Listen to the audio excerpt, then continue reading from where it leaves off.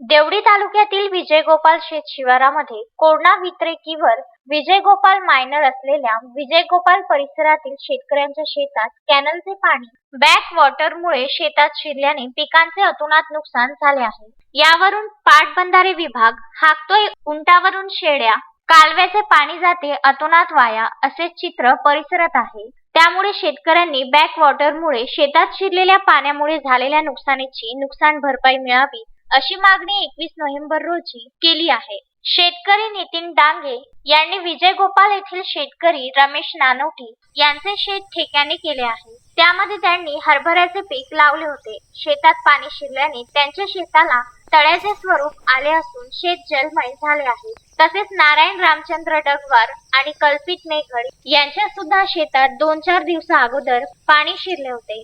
त्यामुळे त्यांचे सुद्धा नुकसान झाले आहे। वारंवार कालवे विभागाला सांगून सुद्धा अधिकारी व कर्मचारी याकडे लक्ष देत नसल्याने शेतकऱ्यांना नाहकपणे नुकसान सहन करावे लागत आहे। या कालव्यातील बॅक वॉटरचा बंदोबस्त करावा व शेतकऱ्यांना नुकसान भरपाई द्यावी अशी मागणी परिसरातील शेतकऱ्यांनी केली आहे। अश्विन शहा, विदर्भ न्यूज, पुलगाव।